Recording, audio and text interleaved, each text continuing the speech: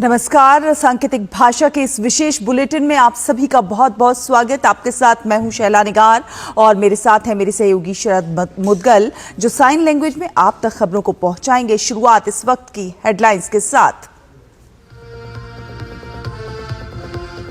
प्रधानमंत्री नरेंद्र मोदी और कतर के अमीर शेख तमीम बिन हमद अल सानी की मुलाकात आज।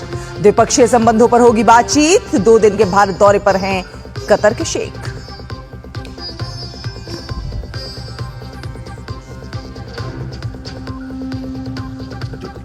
ज्ञानेश कुमार होंगे देश के अगले मुख्य चुनाव आयुक्त। आज रिटायर हो रहे हैं वर्तमान सीईसी राजीव कुमार, उनकी लेंगे जगह। डॉक्टर विवेक जोशी को बनाया गया नया चुनाव आयुक्त।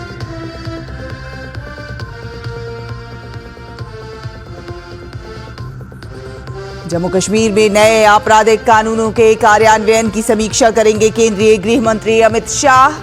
मुख्यमंत्री और उपराज्यपाल भी होंगे मौजूद।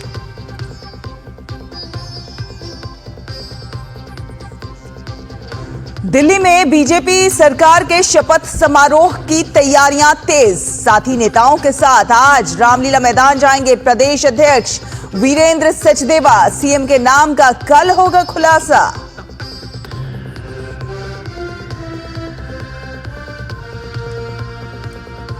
बर्फीले तूफान में हादसे का शिकार हुआ टोरंटो पेयरसन एयरपोर्ट पर डेल्टा एयरलाइंस का विमान।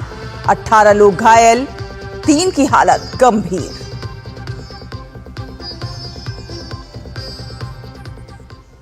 तो आपको बता दें कि कतर के अमीर शेख तमीम बिन हमद अल सानी का आज राष्ट्रपति भवन में औपचारिक स्वागत होगा और इसके बाद प्रधानमंत्री नरेंद्र मोदी और कतर के अमीर के बीच आज नई दिल्ली के हैदराबाद हाउस में द्विपक्षीय बैठक होगी।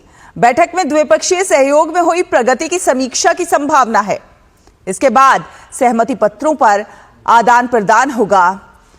कतर के अमीर राष्ट्रपति मुर्मू से भी मुलाकात करेंगे। विदेश मंत्रालय की ओर से उम्मीद जताई गई है कि कतर के अमीर की यात्रा दोनों देशों की बढ़ती बहुआयामी साझेदारी को और गति प्रदान करेगी। कतर के अमीर के साथ एक उच्च स्तरीय प्रतिनिधिमंडल भी होगा, जिसमें मंत्री, वरिष्ठ अधिकारी और व्यापारिक नेता शामिल होंगे। अल सानी प्रधानमंत्री मोदी के आमंत्रण पर 2 दिन के भारत दौरे पर हैं। पीएम मोदी ने खुद कल शाम हवाई अड्डे पर जाकर उनकी अगवानी की। कलाकारों ने परंपरागत अंदाज में कतर के अमीर और उनके प्रतिनिधिमंडल का अभिनंदन किया। कतर के अमीर की ये दूसरी भारत यात्रा है। इससे पहले वो मार्च 2015 में भारत आए थे। भारत और कतर के बीच मैत्री, विश्वास और पारस्परिक सम्मान पर आधारित गहरे ऐतिहासिक संबंध हैं।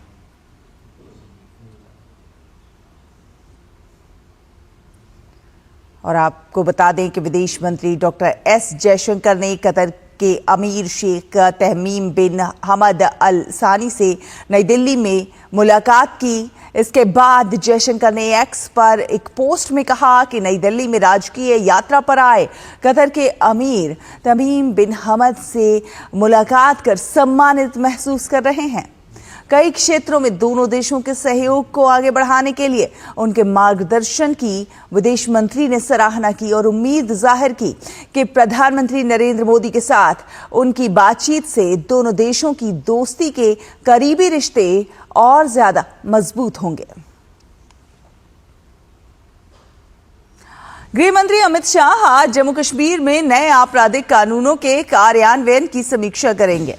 मुख्यमंत्री उमर अब्दुल्ला और उपराज्यपाल मनोज सिन्हा की उपस्थिति में होने वाली इस समीक्षा में 3 नए आपराधिक कानूनों, भारतीय न्याय संहिता 2023, भारतीय नागरिक सुरक्षा संहिता 2023 और भारतीय साक्ष्य अधिनियम 2023 में उल्लेख किए गए पुलिस, जेल, अदालतों, अभियोजन और फॉरेंसिक से जुड़े प्रावधानों की मौजूदा स्थिति पर चर्चा होगी। समीक्षा बैठक में केंद्रीय गृह सचिव, जम्मू कश्मीर के मुख्य सचिव, राज्य के पुलिस महानिदेशक, राष्ट्रीय अपराध रिकॉर्ड ब्यूरो एनसीआरबी के महानिदेशक और केंद्रीय गृह मंत्रालय और केंद्र शासित प्रदेश सरकार के कई वरिष्ठ अधिकारी इसमें भाग लेंगे। अमित शाह इससे पहले उत्तर प्रदेश, हरियाणा, उत्तराखंड, मध्य प्रदेश और गुजरात सहित कई राज्यों में नए कानूनों के कार्यान्वयन की स्थिति की समीक्षा कर चुके हैं। और आपको बता दें कि देश के नए मुख्य चुनाव आयुक्त के नाम का ऐलान हो गया है। ज्ञानेश कुमार नए मुख्य चुनाव आयुक्त होंगे। वे राजीव कुमार की जगह लेंगे, जो इस पद से आज रिटायर हो रहे हैं। भारतीय प्रशासनिक सेवा के 1988 बैच के केरल कैडर के अधिकारी ज्ञानेश कुमार अभी चुनाव आयुक्त हैं। वे कल अपना पदभार संभालेंगे। ज्ञानेश कुमार संसदीय कार्य मंत्रालय सचिव भी रह चुके हैं। वहीं डॉक्टर विवेक जोशी को नया चुनाव आयुक्त बनाया गया है। वे भारतीय प्रशासनिक सेवा 1989 बैच के हरियाणा कैडर के अधिकारी हैं। राष्ट्रपति द्रौपदी मुर्मू ने दोनों चुनाव आयुक्तों की नियुक्ति की है। और अब बात दिल्ली की। जी हां, दिल्ली के ऐतिहासिक रामलीला मैदान में एक बार फिर सरकार का शपथ ग्रहण समारोह आयोजित होने जा रहा है। इस बार भाजपा सरकार के शपथ ग्रहण समारोह की तैयारियों के तहत दिल्ली सरकार और एमसीडी ने मैदान को सजाने का काम शुरू कर दिया है। यहां 20 फरवरी को होने वाले इस शपथ ग्रहण समारोह में नवनियुक्त मुख्यमंत्री और उनके सहयोगी मंत्री शपथ लेंगे। शपथ ग्रहण समारोह की तैयारियों का जायजा लेने के लिए आज भाजपा प्रदेश अध्यक्ष वीरेंद्र सचदेवा, विनोद तावड़े, तरुण चुग समेत कई नेता रामलीला मैदान पहुंचेंगे। सूत्रों के अनुसार दिल्ली में बीजेपी विधायक दल की बैठक 19 फरवरी को होगी, जिसमें दिल्ली के नए सीएम के नाम पर मुहर लगेगी। दिल्ली विधानसभा चुनाव में शानदार प्रदर्शन करते हुए बीजेपी ने 2/3 बहुमत हासिल कर आम आदमी पार्टी को एक दशक के बाद सत्ता से बाहर किया है। परिणाम आने के बाद से ही दिल्ली में सरकार गठन को लेकर बैठकों का दौर जारी है।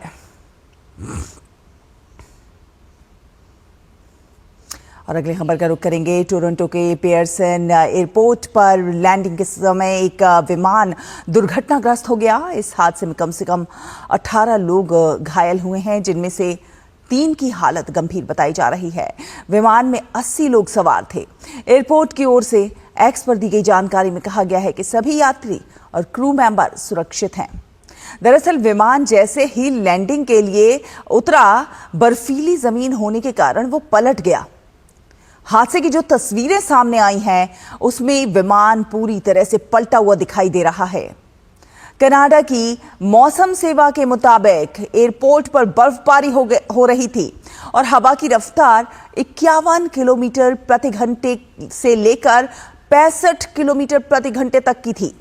तापमान लगभग -8.6 डिग्री सेल्सियस था। अगली खबर का रुख करेंगे। प्रधानमंत्री फसल बीमा योजना के आज 9 वर्ष पूरे हो रहे हैं। प्रधानमंत्री नरेंद्र मोदी द्वारा 2016 में शुरू की गई ये योजना फसलों को प्राकृतिक आपदाओं के कारण होने वाले नुकसान के खिलाफ एक सुरक्षा कवच प्रदान करती है। ये सुरक्षा न केवल किसानों की आय को स्थिर बनाती है, बल्कि उन्हें नई पद्धतियों को अपनाने के लिए भी प्रोत्साहित करती है। इसका मकसद ओलावृष्टि, सूखा, बाढ़, चक्रवात, भारी और बेमौसम बारिश, बीमारी और कीटों के हमले आदि जैसी प्राकृतिक आपदाओं से हुई फसल क्षति से पीड़ित किसानों को वित्तीय सहायता प्रदान करना है। योजना की सफलता और क्षमता को देखते हुए केंद्रीय मंत्रिमंडल ने जनवरी 2025 में 69,500 करोड़ रुपए से अधिक के कुल बजट के साथ प्रधानमंत्री फसल बीमा योजना और पुनर्गठित मौसम आधारित फसल बीमा योजना को वर्ष 2025-26 तक जारी रखने को मंजूरी दे दी।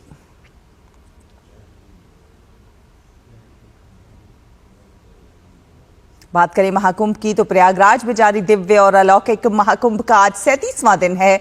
महाकुंभ की पवित्रता और सनातन के प्रति लोगों में बढ़ रही रुचि से संगम तट पर पवित्र स्नान करने वालों की संख्या लगातार बढ़ती ही जा रही है। महाकुंभ में पवित्र स्नान करने वाले स्नानार्थियों की संख्या 54 करोड़ के पार पहुंच गई है। सोमवार को महाकुंभ में करीब 1.5 करोड़ लोगों ने पवित्र डुबकी लगाई।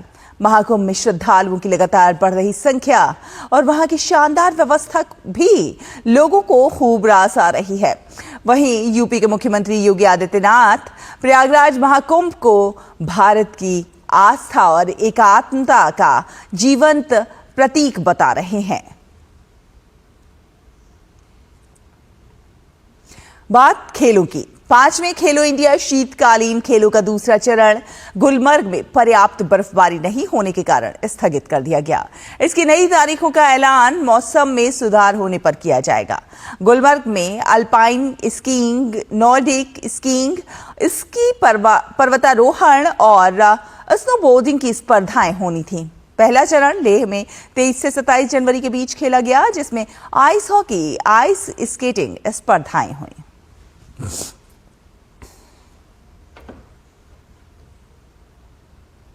तो इसी के साथ इस बुलेटिन में फिलहाल इतना ही। मुझे, शरद को और हमारी पूरी टीम को दीजिए अनुमति।